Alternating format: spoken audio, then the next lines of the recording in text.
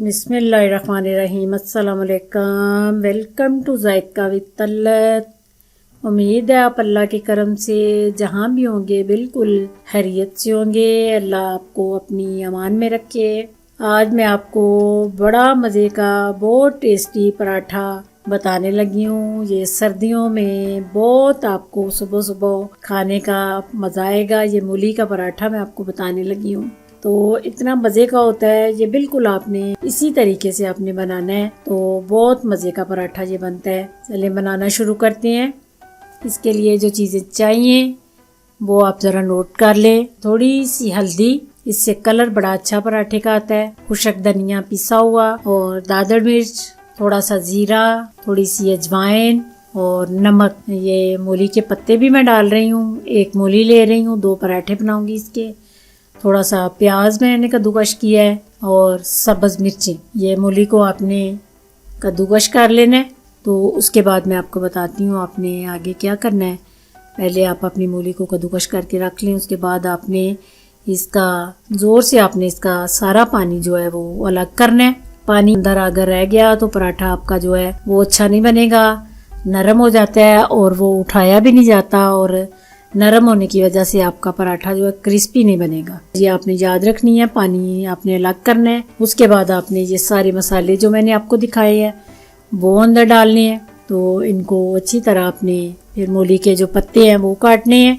ये जो जब पराठा तैयार होता है तो ये अंदर ग्रीन ग्रीन बड़े खूबसूरत लगते हैं और ये फ़ायदेमंद भी बहुत होते हैं, इसलिए मैं डाल रही हूँ। तो इसके बाद आपने ये सारे मसाले जो हैं अच्छी तरह मूली के अंदर मिक्स करने हैं। उसके बाद अगला प्रोसेस मैं आपको बताती हूँ। फिर आपने बिल्कुल छोटे छोटे पेड़े बना लेने हैं। छोटे अगर बनाएंगे तो फिर आपका जो पराठा पतला बनेगा और क्रिस्पी बनेगा।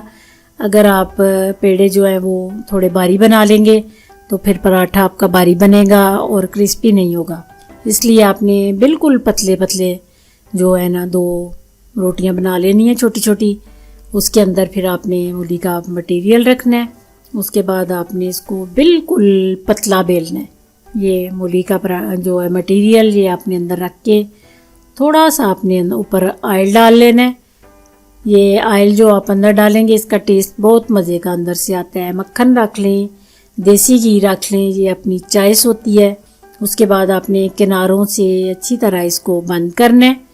फिर आपने खुशके में इसको डिप करके तो फिर आपने इसका पतला सा पराठा तैयार करके बिल्कुल पतला। के बाद ऑयल डालना है, देसी घी डाल दें, ऑयल डाल लें, जो भी अपनी चॉइस होती है वो आप डाल सकते हैं। फिर आपने बिल्कुल लो आंच पे इसको पराठे को जो है गोल्डन करना है। अगर आंच आप तेज़ रखेंगे तो ये पराठा ऊपर से जल जाता है, अंदर से इतना मज़े का नहीं बनता, क्रिस्पी नहीं होता। इसलिए आप आंच जो है बिल्कुल लो रखा करें। ये एक साइड जो है वो अच्छी तरह बन जाएगी, फिर मैं दूसरी साइड पलट दूंगी। इसी तरह आपने जितने भी पराठे बनाने हैं बिल्कुल इसी तरीके से आपने बनाने हैं। तो उसके बाद मैंने थोड़ा सा मक्खन डाला है। इसका टेस्ट बहुत अच्छा होता है पराठे पे।